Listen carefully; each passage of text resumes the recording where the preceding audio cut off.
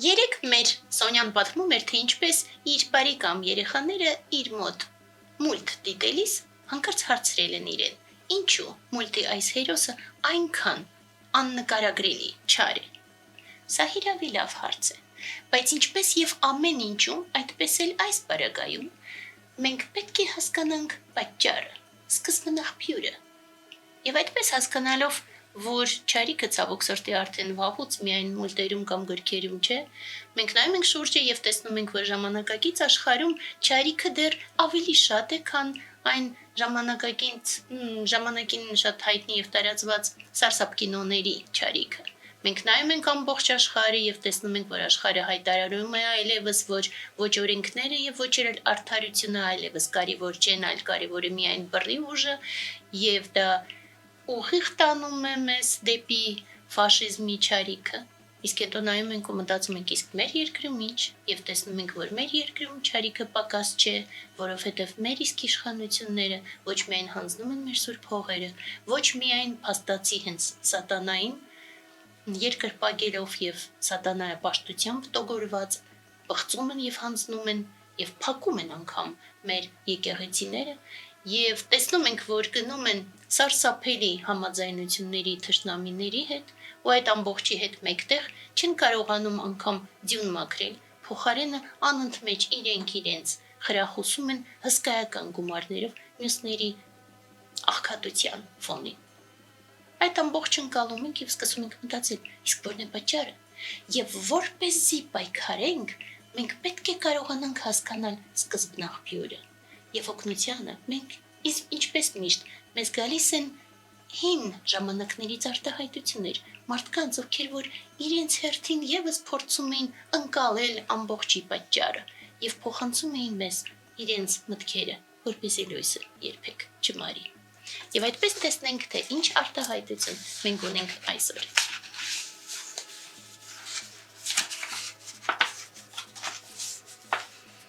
Տգիտությունը մայր է չարության,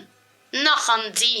ագահության եւ մյուս բոլոր ցածր եւ կոպիտ արատների եւ մեղքերի։ Գալիլեո Գալիլեյ։ Գալիլեո Գալիլեյ,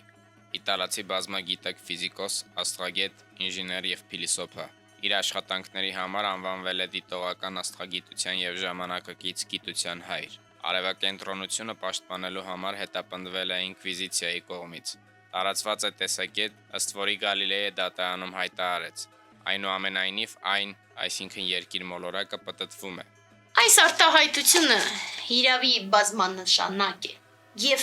կարող է թվալ մարդկանց եւ հաճախակի ցավոք սրտի թվում է, որ տգիտությունը այնքան էլ մեծ չարիք չէ համեմատած մյուսների, սակայն դա այդպես չէ, որովհետեւ երբ որ փորձում ես խորանալ էության մեջ, հասկանում ես, որ ամեն ինչի պատճառը թերևս հենց տգիտությունն է։ Դեռ ավելին, երբեմն համեմատաբար կրթված ու նույնիսկ շատ կրթված մարդիկ մտածում են, որ տգիտությունը նրանց մասին չէ, բայց ոչ, տգիտությունը դա առաջին հերթին կարծրատիպերն են, սահմանափակումները, եւ ըստ այդմ ցավոք սրտի անգամ կրթված մարդկանց մոտ շատ հաճախ արկա է այս սահմանափակման տգիտությունը։ Տգիտություն է նաեւ կարմայի կամ ինչպես մենք ասում ենք պատճառը հետևանքային կապի օրենքի չընկալումը, տգիտություն է նաև անցողիկության չընկալումը, տգիտություն է նաև մահվան անխուսափելիության արհամարումը, եւ այդպես մենք կարող ենք թվարկել, փակ սիրտը եւս տգիտություն է, մոտիվացիաների բացակայությունը կամ սխալ մոտիվացիաների եւս տգիտություն է, եւ աշխարհիկ պրիմիտիվ կյանքի միայն ձգտումը ակնհայտ տգիտություն է եւս։ Երբ որ այդպես ես նայում, նոր սկսում ես ակնհայտորեն հասկանալ, որ տգիտության մեջ տոգորված մարդիկ փակվում են իրենց եսի փոքր խխունջներում եւ եսակենտրոնության ու եսասիրության պատյանների մեջ նրանք այլևս չեն կարողանում զարգանալ եւ չկարողանալով զարգանալ դառնում են դժբախտ ու ըստ այդմ սկսում են չարանալ բոլորի հանդեպ, սկսում են նախանձել բոլորին, ում որ պատյանը մի քիչ ավելի ճոխ է կամ ում որ խխունջը ավելի մշակված է եւ փաստացի նորից ու նորից ընկղմվում են ել ավելի մեծ ճարիքի մեջ։ Նրանք ել ավելի շատ տոգորվում են դրանով ագահության մեջ, որովհետեւ ուզում են ինչ-որ բան ձեռք բերել, բայց չեն հասկանում ինչ, եւ այդպես նսեմացնում են իրենք։ Սա է գիտության ճարիքը։ Բայց հետո մենք նայում ենք ու տեսնում ենք, որ անգամ հոգևոր զարգացման ճանապարհով գնացողների մոտ երբեմն լինում են այս նույն կարծրատիպերը, եւ այդ կարծրատիպերը իսպառ փակում են ճանապարհն առ երկինք։ Եվ այդ ամբողջը հիրավի ծանր է։ Ու հետո նայում ես մեր երկրին, ոնց որ սկսեցինք մեր երկրից ու դրա համար նորից վերադառնանք մեր երկրին, եւ հասկանում ենք, որ արդյոք հենց տգիտությունը չէր պատճառը, որ Նիկոլը ընդհանրապես հայտնվեց։ Արդյոք Նիկոլի ամբողջ ճարիքի հիմքում հենց տգիտությունը չէ, որի պատճառով ինքը չարացավ ամբողջ աշխարհի հանդեպ եւ սկսեց վրեժ լուծել սեփական ազգից։ Արդյոք տգիտությունը պատճառը չէ, որ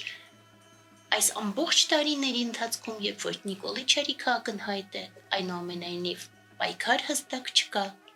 Եվ այդ ամբողջ նորից ու նորից մենք գալիս ենք տգիտության ճարիքին։ Եվ այդ ամբողջը տխուր կլիներ հիրավի, եթե մենք մշտապես չունենայինք ճանապարհ հավատի, զարգացման ձգտման, ճեղքման եւ առ երկինք, առ լույսի աղբյուր գնալու մեծագույն մոտիվացիայի, երբ որ գնում ես առաջ եւ հավատում ես դրանով, ու դրանով ստեղծում ես հնարավորություն, որ լույսը երբեք